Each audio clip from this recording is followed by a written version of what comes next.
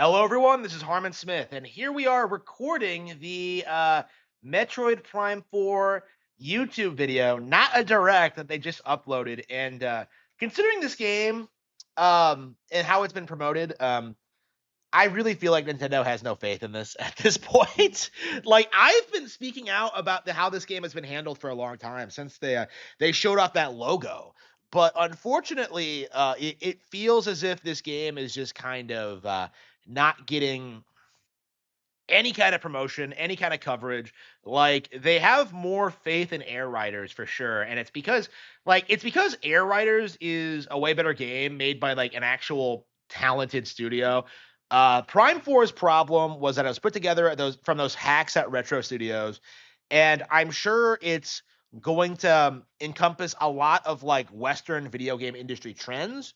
And it's something that I think honestly is probably going to end in complete disaster. And honestly, I'm really looking forward to it because I think Metroid Prime has been put on a pedestal for way too long.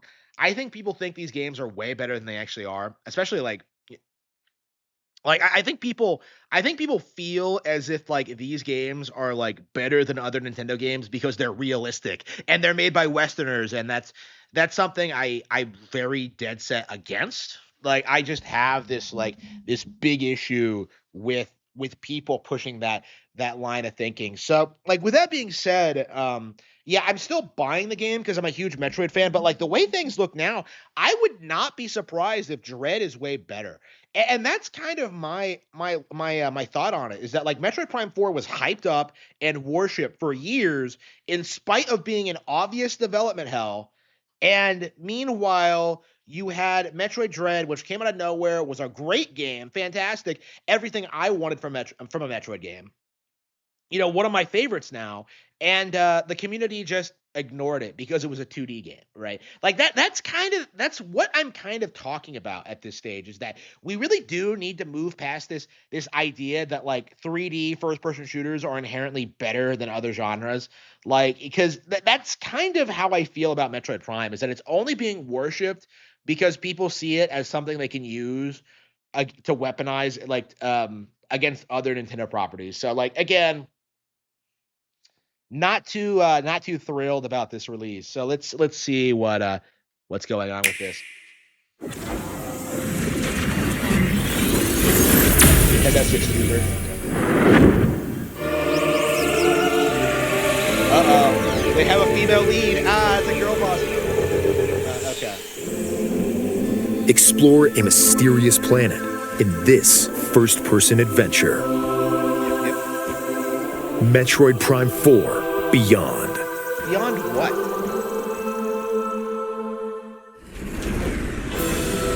When the Galactic Federation UTO Research Center is attacked by arch-rival Silex, Arch-rival? the lone hunter Samus Aran answers their distress call and becomes entangled in an unexpected disaster. Okay.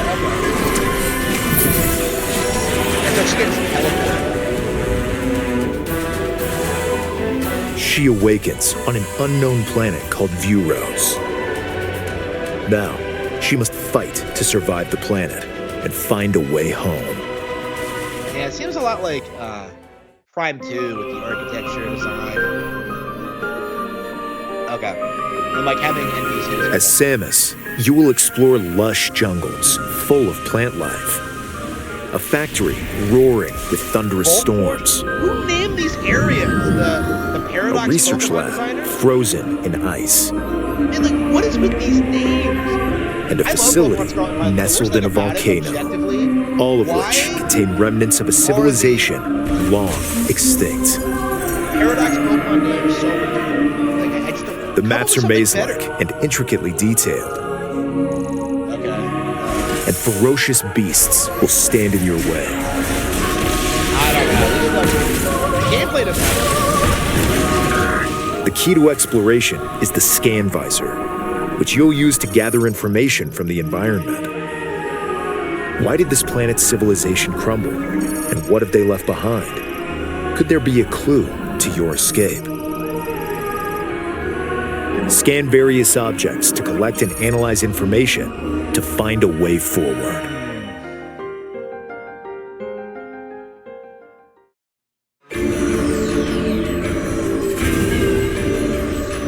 Your core abilities include Samus's Power Beam, which can shoot rapid fire or charged. Highly accurate target tracking missiles. It looks The less ability to sophisticated jump. than Prime 3. The form-altering Morph Ball.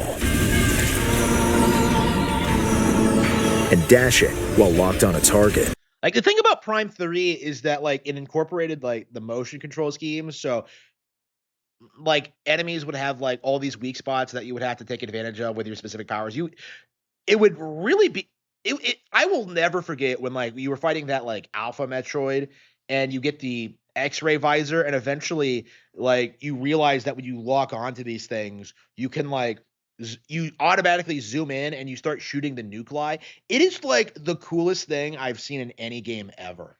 And, like, I'm just not seeing, like, anything like that in this. Like, Prime 3, I think, like, it looks as if it has better combat than this. Like, there were so many things in Prime 3 that just stick out to you as being these really innovative, like, first-person adventure. And you just don't see it here. During your adventure, you will also receive mysterious powers passed down on Vuros. Psychic abilities. Direct the control beam's trajectory with the power of your mind. What? Like, this looked ridiculous when I first saw it. And use the psychic glove to manipulate energy and activate machinery. I don't know. Like, by harnessing these abilities, you can access new areas, greatly expanding the explorable world. Okay, that's the one thing I'll say. Like, I have never been a fan of how the grappling beam works in, like, Prime 2 or 3. So, very glad to see that they've improved that at least. But, like, everything else seems like a downgrade.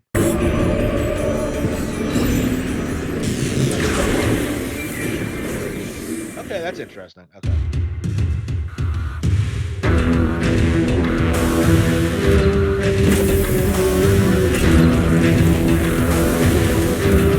The various zones are connected by a central desert called Soul Valley. By obtaining Viola, a machine left behind by an ancient civilization, you can freely traverse the roadless desert as you head for each zone. Certain actions can be taken while riding Viola. These include countering attacks from approaching enemies and smashing crystals at high speed to convert them into the energy you'll need on your adventure. Okay. I know a lot of people are, like, spurging out about the bike thing, and I really hate to be, like, to say the same thing they're saying, because, like, I think most people are just kind of concern trolling, and they're just, like, not being genuine. I am being completely 100% serious here. I hate the bike. Like, every time I see that thing, I'm just like, what purpose does it serve? Like, why does it exist? Like, how hard would it have been to, like, make an interconnected world? Like, all they would have to do is just do what they did with Prime 3 and let you fly around on your ship. But, like I guess you don't have the ship. You were just transported here without it. So I guess that's what they're going for, is that it's a Metroid game without the ship, which kind of drives me nuts, because one of my favorite things about Prime 3 was the fact that the ship had had expanded utility, and that you could, like, move it around, and that you could drop bombs on people in certain areas. Like the gunship was awesome in Prime 3.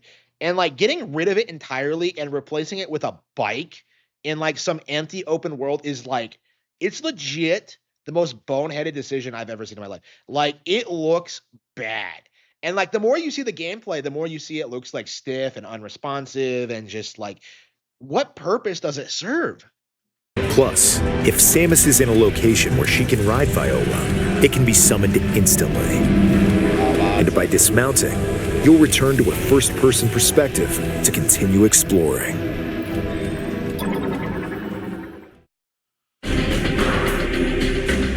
Oh, the Federation Troopers. Okay. The Federation Force. Like Samus, some Galactic Federation troopers were also transported to Vuros.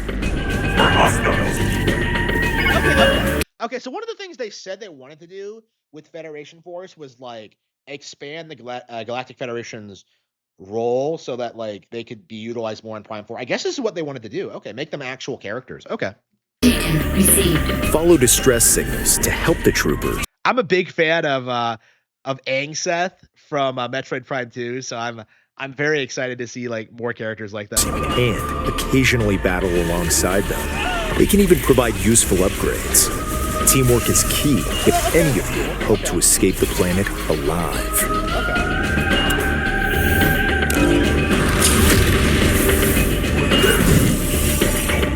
Oh, was that a Federation Force suit? Awesome. Awesome. Okay, that was actually one of my favorite things about Metroid Prime 2 was this idea that like the Galactic Federation troopers were there and they all died and they all had like all this history and lore, like how they tried to fight off the ink and how it failed. It is one of my all-time favorite things about Metroid Prime 2. It's like one of the most memorable things about that to me. So seeing them like expand on the idea, yeah, it feels like this is taking more cues from Prime 2 than anything, with like the NPCs and like the world and the architecture, the design, like the Federation the Federation troopers being there. Like it reminds me a lot of Metroid Prime 2. And that's not a bad thing. I would say Prime 2 is my least favorite of the 3 Metroid Prime games, of the trilogy, but like expanding on those concepts might actually be really interesting, especially if they get rid of the Dark World, which I always thought was ridiculous and made no sense. Well, if it's the only way off this rock, all right, I'm in. What do you say? Teammates? It appears you require assistance. I had no interest in anyone but my family. Now it's a little different.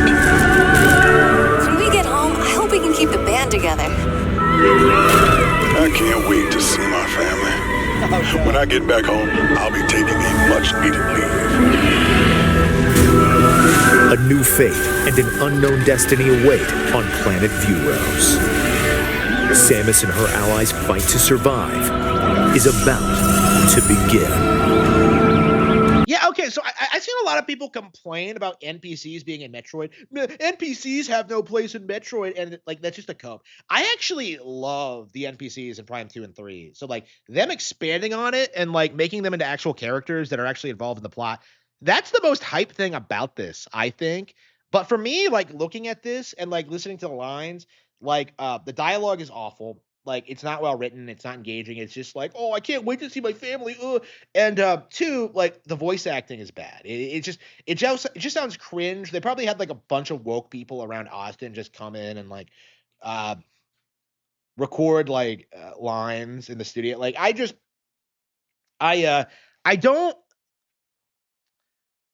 like the idea of the Federation being more actively involved and like Samus actually having to help people, but at the same time, it's like, well, how well is this going to be executed? Because it looks like it's just going to be like generic escort missions. Like you're going to see a lot of that stupid like walking and then talking like during a scripted event. Like I just hate that bullshit. So Metroid Prime 4 Beyond. Available December 4th, only on the Nintendo Switch 2 and Nintendo Switch systems. Pre-orders are available now on Nintendo eShop. The footage shown was from the Nintendo Switch 2 edition of the game. You can use mouse controls for intuitive gameplay on Switch 2.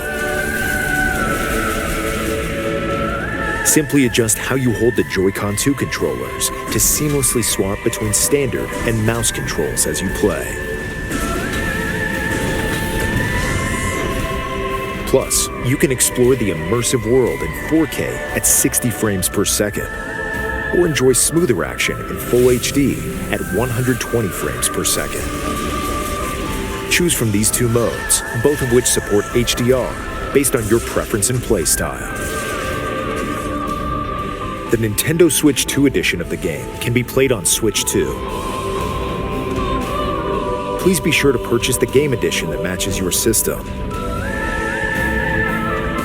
Plus, Nintendo Switch 2 players who have Metroid Prime 4 Beyond on Nintendo Switch can upgrade to the Nintendo Switch 2 edition by purchasing the upgrade pack.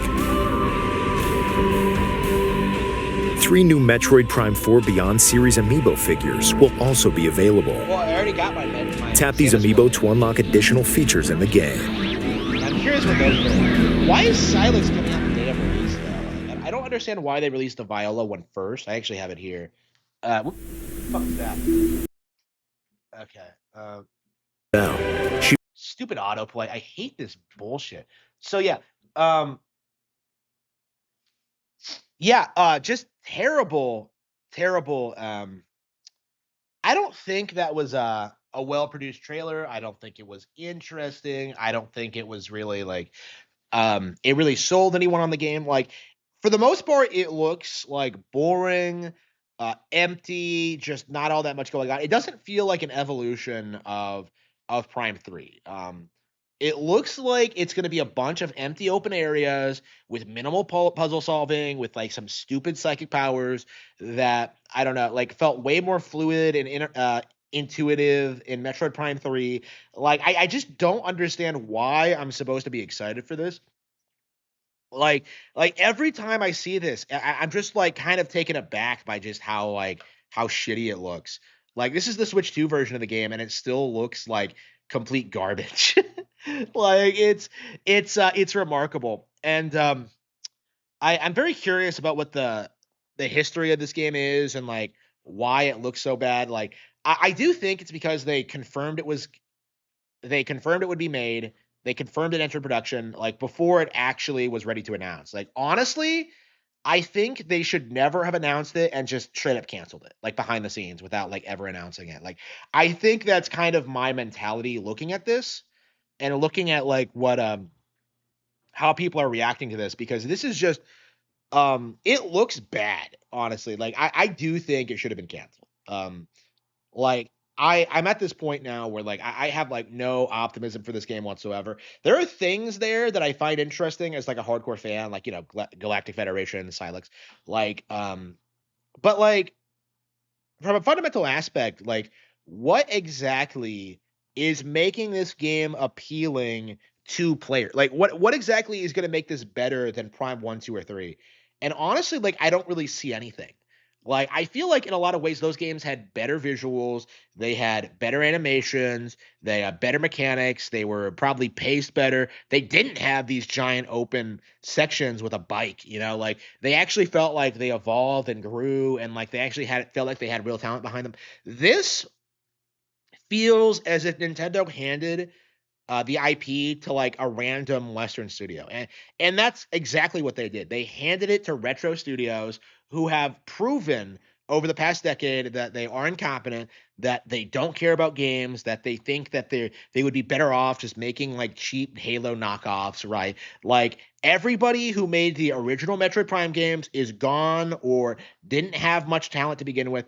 Like Nintendo, I think gave them too much free reign and didn't really like build up a team that could really deliver on what we were expecting from this. That's kind of my opinion is that Retro Studios is just um they fell off, they were never able to recover, and we're only just now seeing like the consequences of that. That Prime 4, a game from the same studio as their original 3 just doesn't look anywhere near as impressive or valuable. And I think we don't really need Metroid Prime. It's kind of my mindset at this point because I'm perfectly excited for Kirby Air Riders. I'm perfectly excited for like what's coming out next year. Like Metroid Prime 4 to me just seems like something that I wouldn't want, honestly. Like I think I have no interest in this game. I think I would skip it if I wasn't such a hardcore fan. Like there's nothing about this that really feels like fresh, interesting, or exciting to me. Uh, and I'm curious like how many people are going to feel the same way. And I think what's going to happen is it's going to be the same thing that always happens is that because this is like a Metroid game, like a lot of people are going to give it a pass. A lot of people are going to make excuses for it. They're going to say that it's like it's one of the best on the console, even though it's not. Kind of like with the Metroid Prime 2 thing, actually. That's a really good example, actually. Like this feels like a sequel to Metroid Prime 2, very specifically. Because people like a lot of people were really really trying to defend Metroid Prime 2 when it came out, when it came to like the Dark World mechanics and how rushed it was. There are plenty of things to like about Metroid Prime 2, but there's no denying that like it does certainly have a lot of problems. Like Like Metroid Prime 2 was not and never was something that could compete with like the heavy hitters on other consoles. And that's always been the problem with Metroid Prime is that like Nintendo fans want to like position these as like our equivalent to Halo when in reality like Metroid is bigger and better than Halo in every way imaginable. Like trying to imitate Halo and imitate what they're doing and try to make it about like Galactic Federation Police like that is a step down from what we were getting before. That's just the reality of it is that Metroid Prime never has been as relevant as like mainline Metroid. Like that's just the reality of it is that like the original Metroid games are like these iconic masterpieces that have stood the test of time, are considered the all-time goats. They're endlessly replayed and replayed to this day while Metroid Prime is hyped up because it could be popular among Westerners. That's always been the mindset among like of like the fans is that like, whoa, like this is something that's almost as good as Halo. Like, no, stop. You're embarrassing. If I wanted to play Halo, I would buy an Xbox and play Halo. Like, I want Metroid to be like Metroid. And every time I see this game, it doesn't feel like a Metroid game to me.